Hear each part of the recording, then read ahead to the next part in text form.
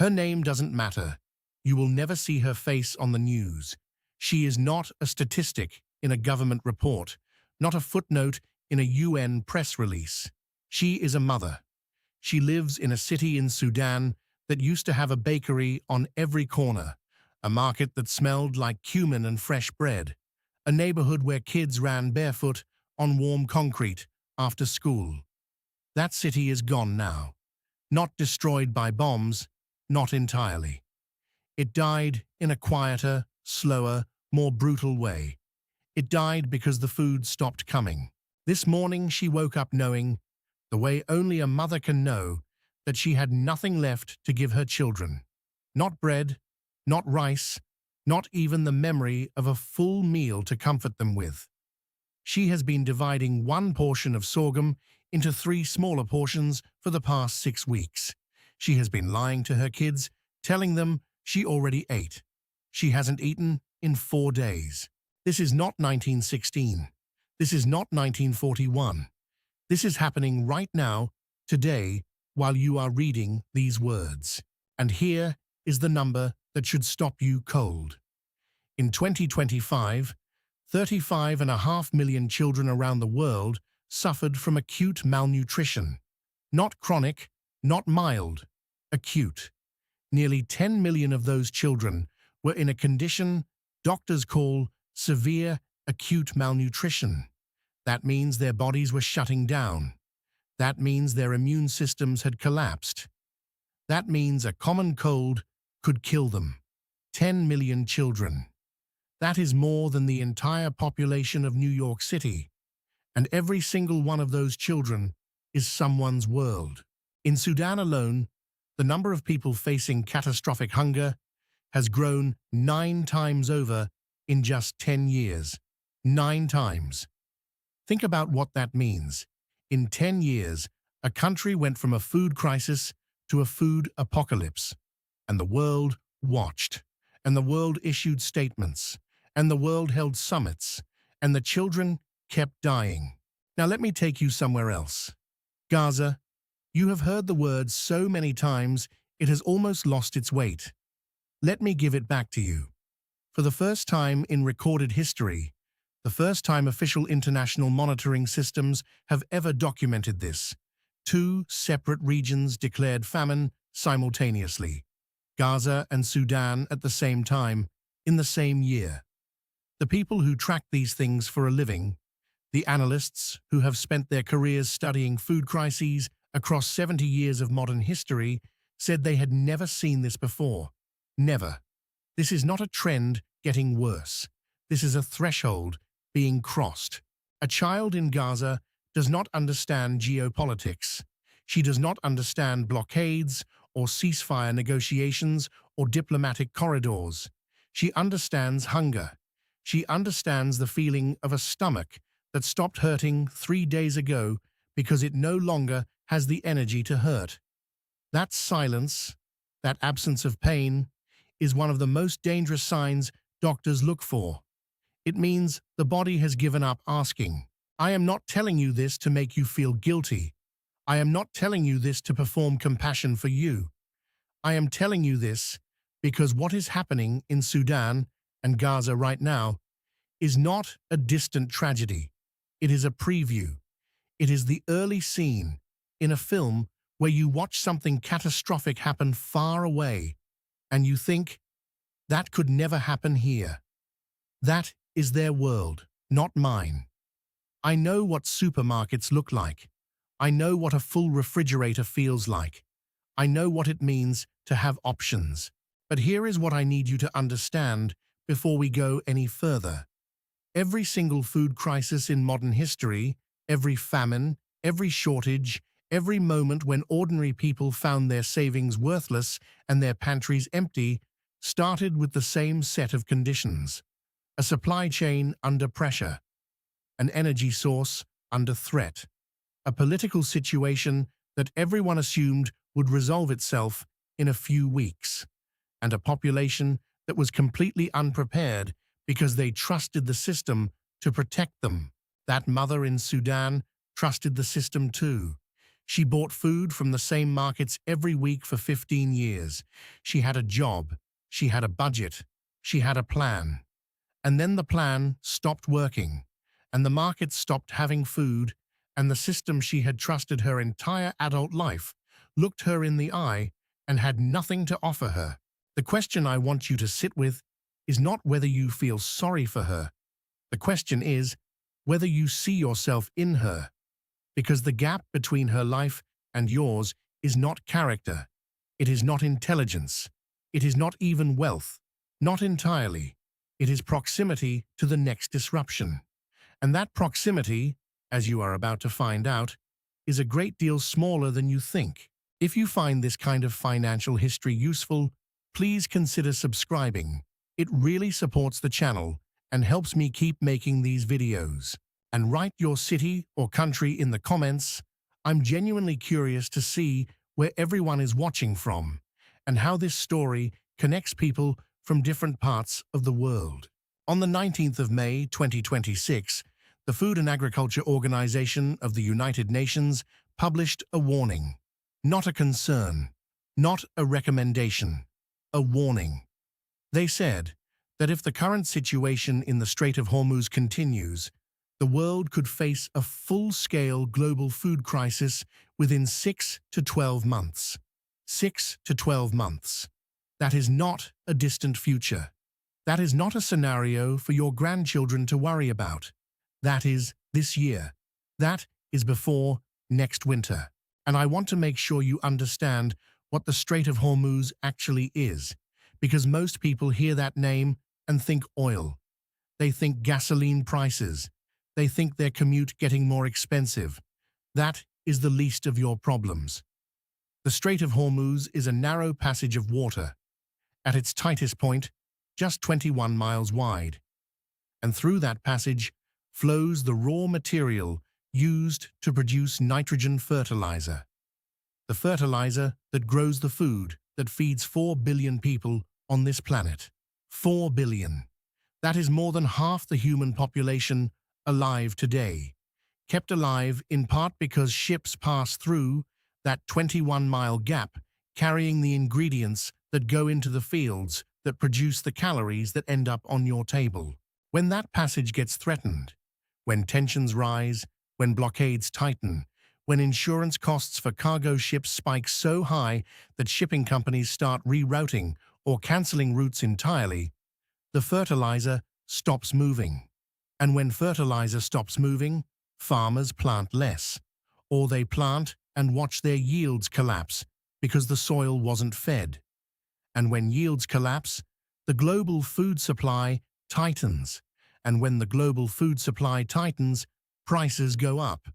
And when prices go up, the people who are already barely holding on, the ones spending 70 or 80% of their income on food, fall off the edge first. This is not speculation. This is the mechanism. This is the machine. And right now, someone has their hand on the lever. If the conflict in the Middle East extends through the end of this year, and there is nothing today that suggests it will not, the UN estimates that an additional 45 million people will be pushed to the brink of starvation. 45 million in 1 year, on top of the hundreds of millions already struggling. That number is not abstract. That is the population of California and Texas combined, suddenly unable to reliably feed themselves. Now I need you to do something. I need you to stop thinking about this as a foreign policy story. Stop thinking about this as a news segment you watch while eating dinner. Because here is the part that the mainstream financial media is not connecting for you, and it is the most important connection you need to make right now. The United States imports roughly 15% of its food supply. That sounds manageable until you realize that certain categories, certain fruits, certain vegetables, certain seafood, certain grain products, come almost entirely from regions that are directly exposed to these supply chain disruptions. And even the food that is grown domestically depends on fertilizer. American farmers spent over $40 billion on fertilizer in 2024. A significant portion of that supply chain traces back through global commodity markets that are directly sensitive to what happens in and around the Persian Gulf. You felt a version of this in 2022. When Russia invaded Ukraine, global wheat prices jumped 40% in 3 weeks. Cooking oil disappeared from shelves in multiple countries. The price of bread spiked across Europe, the Middle East, and parts of Latin America within 60 days of the invasion. That was one country, one conflict, one disruption to one part of the global grain supply, and it rippled across the entire planet in under 90 days. What we are looking at now is not one country. It is not one commodity. It is the artery. It is the choke point that feeds half the world, under threat, at a moment when global food reserves are already at their lowest level in decades, and when 47 countries are already experiencing acute food insecurity. And yet, if you turn on financial television right now, you will hear about earnings seasons. You will hear about interest rate expectations. You will hear about whether the stock market is going to hit a new record. What you will not hear, what they are structurally incapable of telling you, because their entire model depends on you staying calm and keeping your money in the system, is that the foundational input cost for human civilization is under direct geopolitical threat. Right now, today, this week. That mother in Sudan is not a warning from another world. She is the leading indicator. She is what happens at the front of the wave, in the places with the least buffer, the least storage, the least institutional protection. But waves do not stop at borders. They do not stop because you have a savings account, or a diversified portfolio, or a country with a functioning government. Waves move. And the people who survive waves are not the ones who were strongest. They are the ones who saw it coming while there was still time to move to higher ground. The question is not whether the wave is coming. The question is whether you are paying attention. Let me show you something that will change the way you look at every crisis you have ever read about in a history book. Because there is a pattern. There has always been a pattern. And once you see it, you cannot unsee it. It runs through 1916 and 1941 and 1973 and 2022, and it is running right now in 2026 with the same logic, the same steps, the same brutal arithmetic. The details change, the geography changes, the political actors change, the math never changes. It starts with a conflict. Not always a war in the traditional sense. Sometimes it is a blockade. Sometimes it is a sanctions regime. Sometimes it is a naval standoff in a narrow strait. But something disrupts the flow of energy. And energy is not just gasoline. Energy is the thing that moves food from where it is grown to where people eat it. Energy is the nitrogen that goes into the soil. Energy is the tractor, the irrigation pump, the refrigerated truck, the cargo ship. When energy gets disrupted, the entire food production and delivery system goes under pressure simultaneously. Then comes the next step, and this one is fast. Within weeks of an energy disruption, fertilizer prices spike. Farmers make planting decisions 6 to 9 months in advance. When input costs become unpredictable, they plant less. They plant safer crops. They reduce acreage.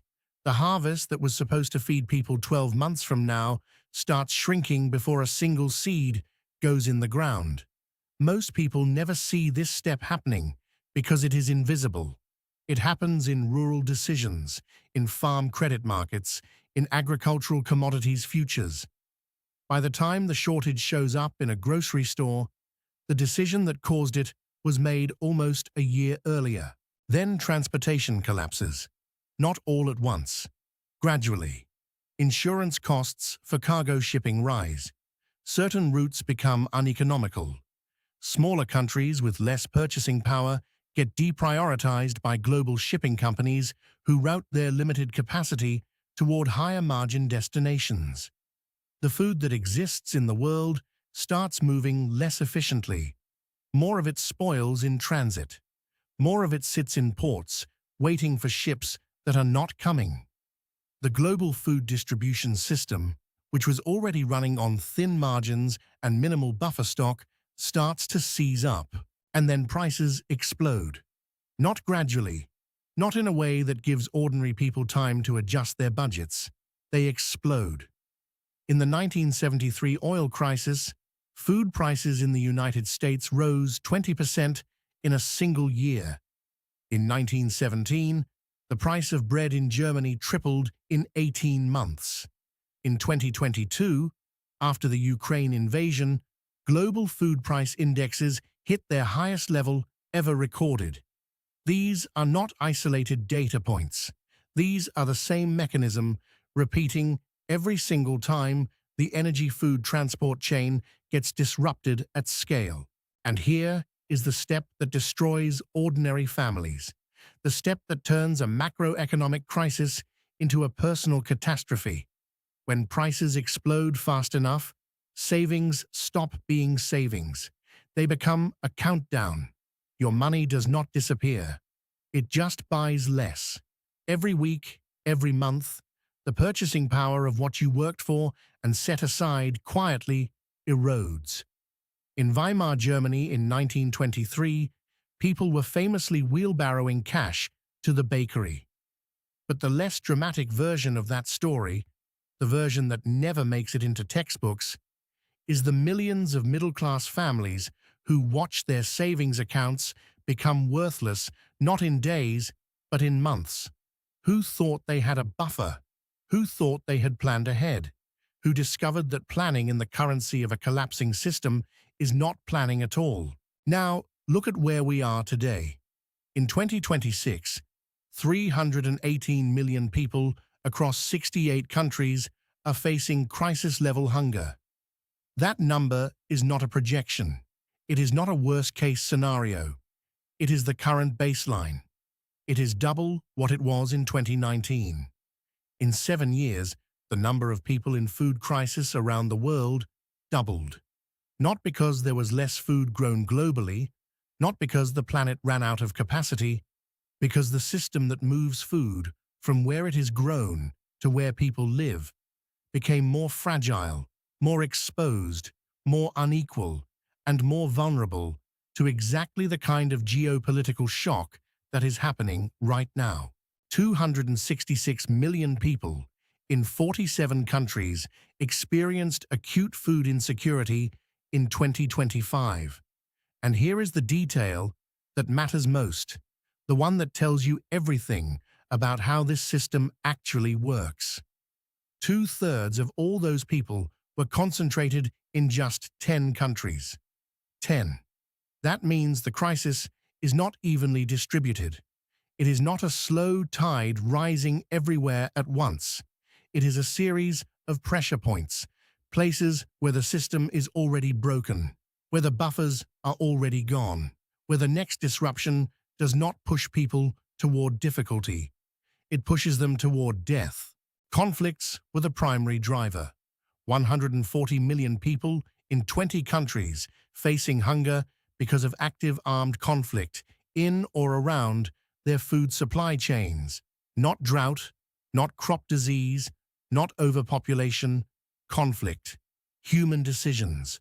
Predictable, preventable, recurring human decisions that follow the same logic every generation and produce the same outcomes every time. This is not a natural disaster. I need you to really sit with that. A hurricane is a natural disaster. A drought is a natural disaster. What is happening right now? The mechanism that is pushing hundreds of millions of people toward hunger, while the rest of the world watches financial markets and argues about interest rates, is a man-made system producing man-made outcomes that have been documented, analyzed, and predicted with remarkable accuracy by people whose job it is to track these things. The FAO has been publishing reports for decades describing exactly this cascade. Conflict disrupts energy. Energy disruption collapses food production and transport. Price spikes destroy savings. The most vulnerable fall first, and then the wave moves. The reason this keeps happening is not ignorance. The reason this keeps happening is that the system is not designed to protect people. It is designed to move capital, and capital moves toward stability, toward profit, toward the path of least resistance. When food becomes scarce, capital does not route food to the hungry. It routes food to the highest bidder.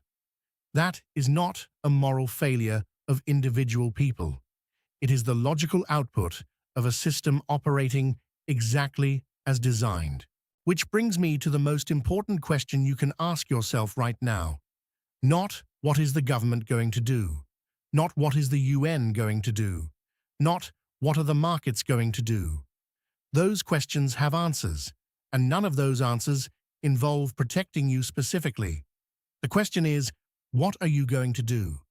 Because the families who survived the crises of the 20th century, the ones who came out the other side with their health and their dignity and their ability to rebuild, were not the ones who trusted the system to catch them. They were the ones who understood the pattern early enough to act on it. They were the ones who treated preparation not as paranoia, but as basic adult responsibility.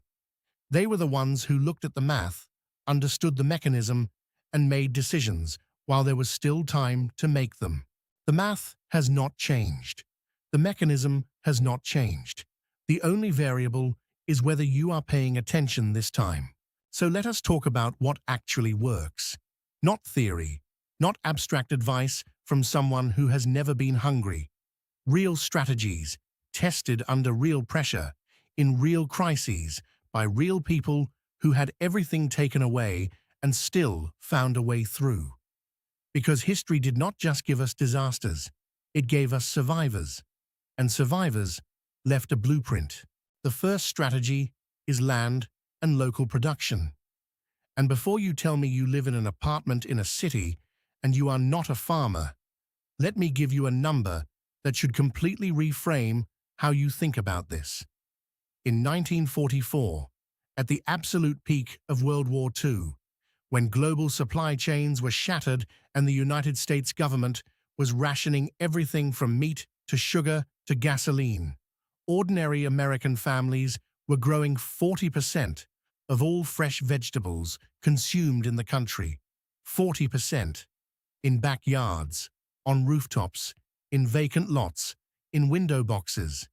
The government called them victory gardens, and there were 20 million of them across the country.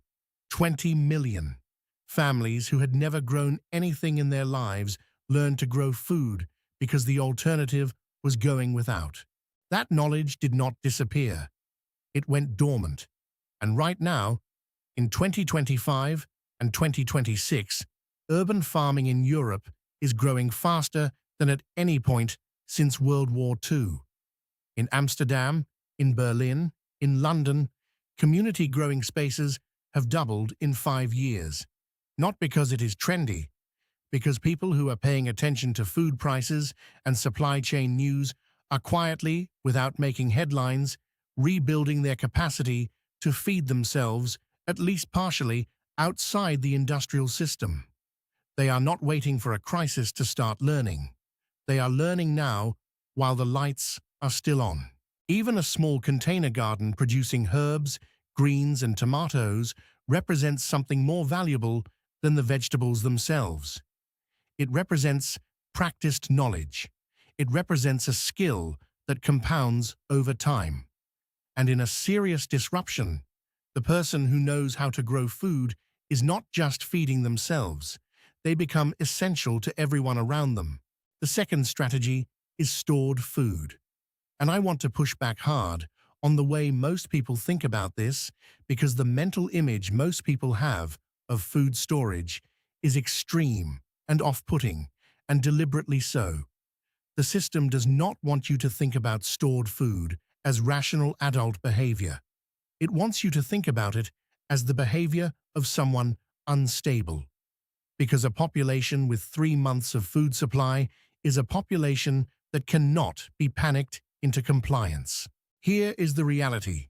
The average American supermarket carries approximately 3 days of inventory. 3 days. That is not a conspiracy theory. That is basic supply chain logistics. Modern retail is built on just-in-time delivery, which means minimal warehousing, minimal buffer, maximum efficiency, and zero resilience. You watch this system fail in real time during COVID. Shelves that had been fully stocked every single day for decades were bare within 72 hours of a demand shock. And that was a demand shock, meaning too many people trying to buy at once. What we are describing now is a supply shock. A supply shock means not enough product entering the system, regardless of how many people are trying to buy. Supply shocks do not resolve in days. They resolve in months, sometimes in years. The families who were least affected during COVID food disruptions were not the wealthy ones. They were the ones with a pantry. They were the ones who, for whatever reason, cultural habit, family history, personal philosophy, had 4 to 8 weeks of staple food already in their home. Rice, beans, oats, canned goods, cooking oil, salt. Simple foods with long shelf lives that require no refrigeration and no complicated preparation. This is not glamorous. It is not expensive. A 90-day supply of basic staples for a family of 4 can be assembled for under $300 if you build it gradually over 2 to 3 months. That is less than most families spend on restaurant meals in a month. The question is not whether you can afford to do this. The question is whether you can afford not to. The third strategy is community and human networks. And this one is the hardest for modern Western culture to absorb because we have spent 50 years being sold the idea that independence means doing everything alone, that strength means needing no one, that self-sufficiency is an individual achievement. Every serious historical crisis has demolished that idea completely. In the siege of Leningrad, which lasted 872 days and killed over 1 million people, the survivors were not the strongest individuals. They were not the wealthiest.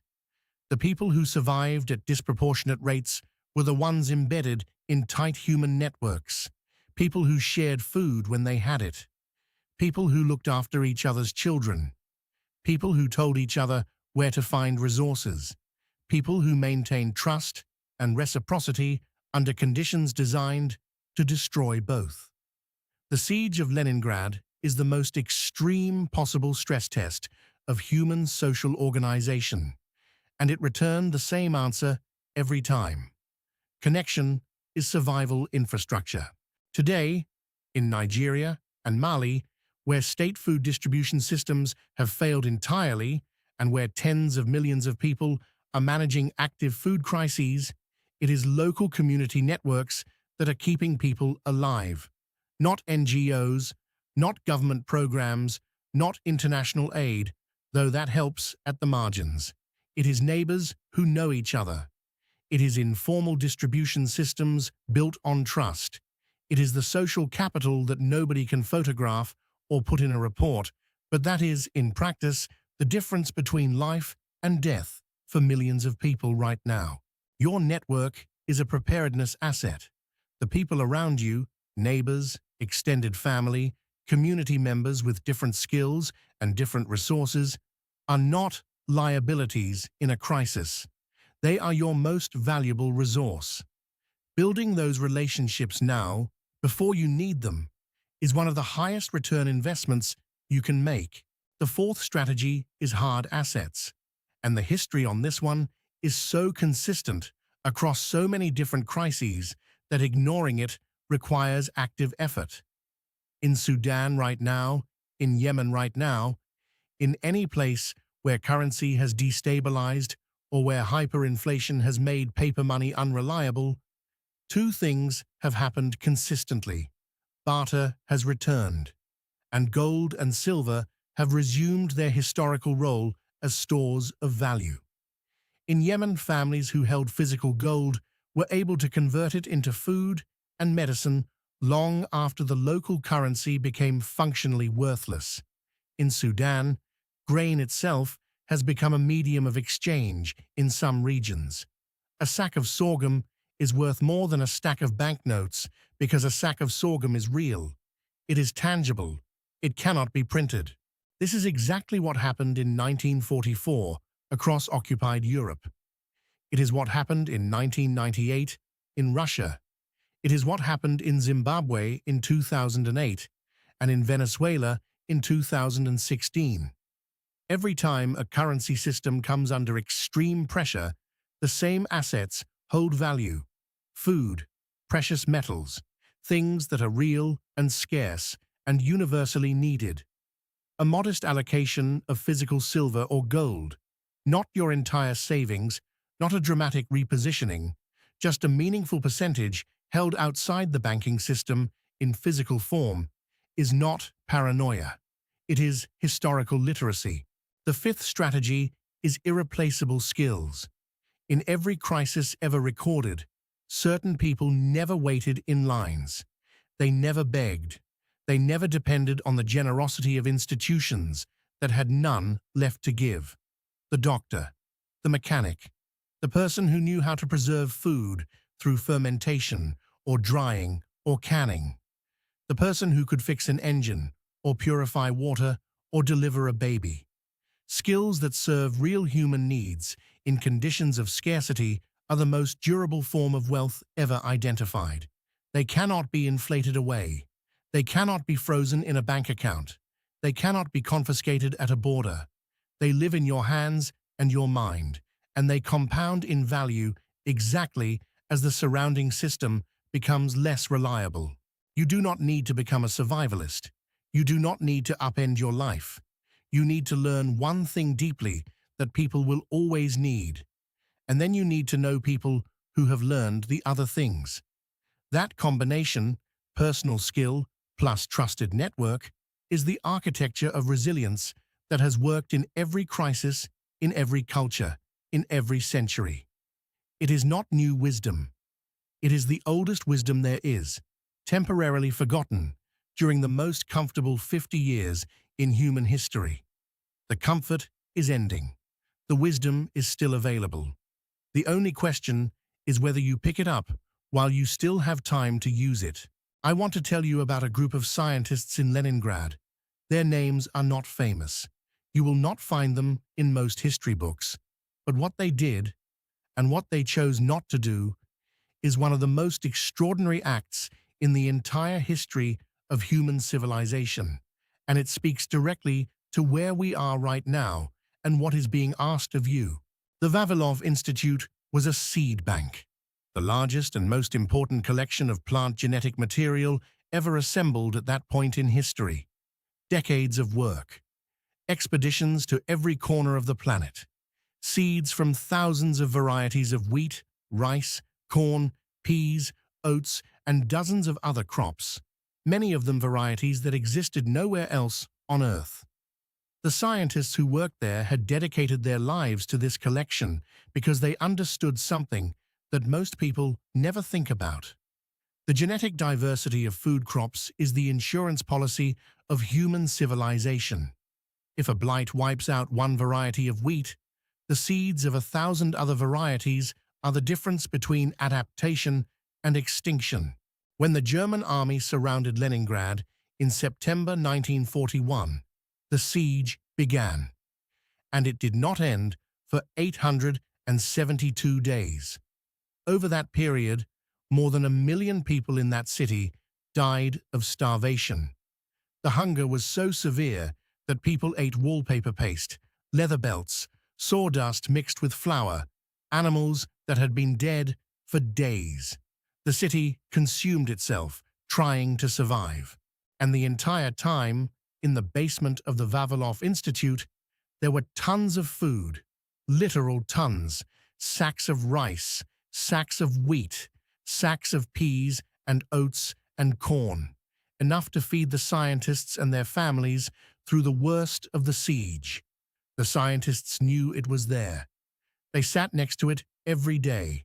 They catalogued it, protected it, guarded it against rats and theft, and the chaos of a city dying around them. Not one of them ate it. 9 of them starved to death, sitting next to food they had chosen not to consume.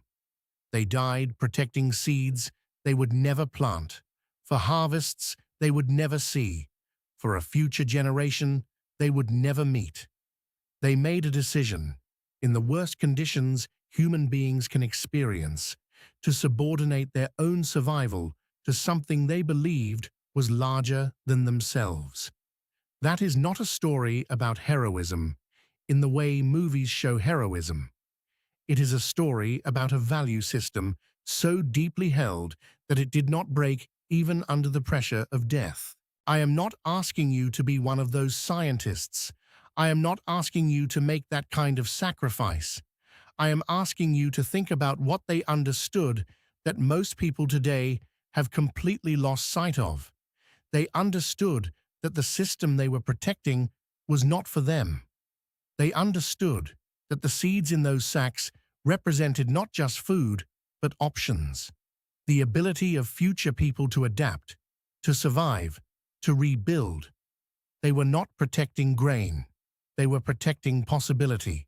Now come with me to the present, to Gaza right now, to Yemen right now.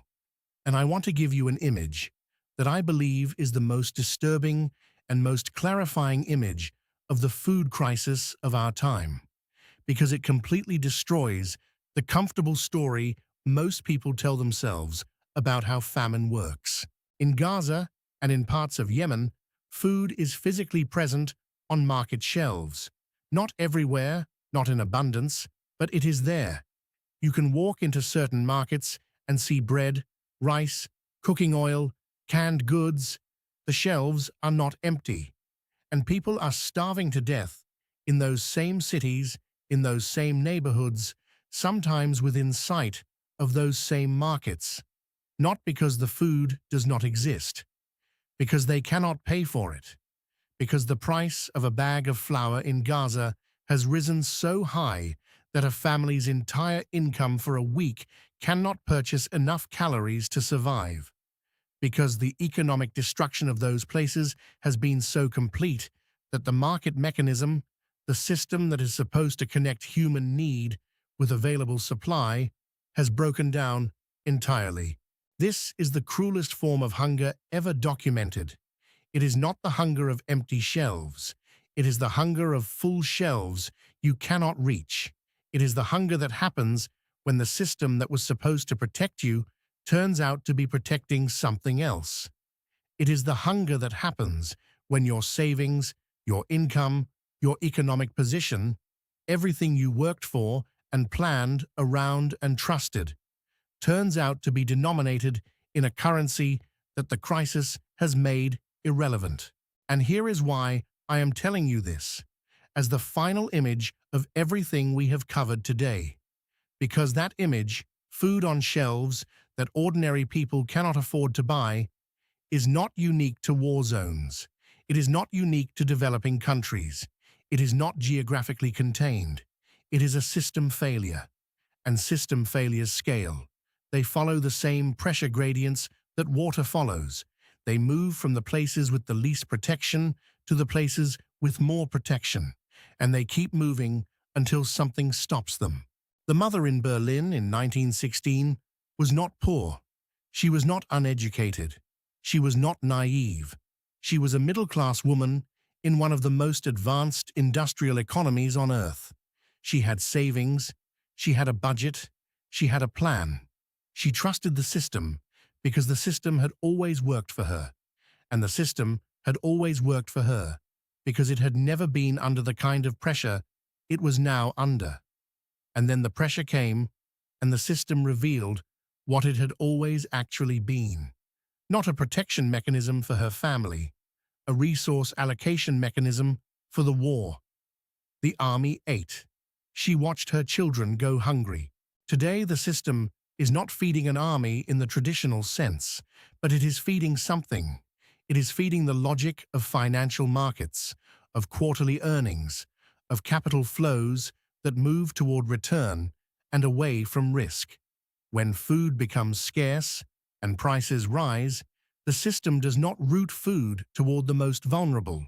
It routes food toward the most profitable transaction. That is not a moral judgment. That is a mechanical description of how the system operates, and understanding that mechanism, really understanding it in your bones, is the first and most important step toward protecting yourself and the people you love. Because the families who came through the great crises of the 20th century, the ones who kept their health, kept their dignity, kept their capacity to rebuild, were not the ones who were strongest or wealthiest or luckiest. They were the ones who stopped trusting the system to save them early enough to do something about it. They were the ones who built a pantry, who learned a skill, who cultivated a network, who held something real, something tangible, something that could not be inflated or frozen or redirected by a system that was never designed with them in mind. That is not pessimism. That is not fear. That is the clearest-eyed, most historically grounded form of optimism available to a person in 2026. It is the optimism that says, I understand what is happening, I understand the pattern, and I have enough time right now, today, to do something about it before the wave arrives. The scientists in Leningrad made their choice. The mother in Berlin made hers. Too late, without options. The people in Gaza are making no choice at all, because the choice was made for them by a system they had no power over. You still have power. You still have time. You still have options. The question that this entire story has been building toward is not whether you feel scared or informed or motivated. Those feelings will pass. The question is what you do tomorrow morning. Whether you treat your own resilience as the serious, urgent, non-optional project that history says it is. That mother in Berlin in 1916 trusted the system. The system fed the army.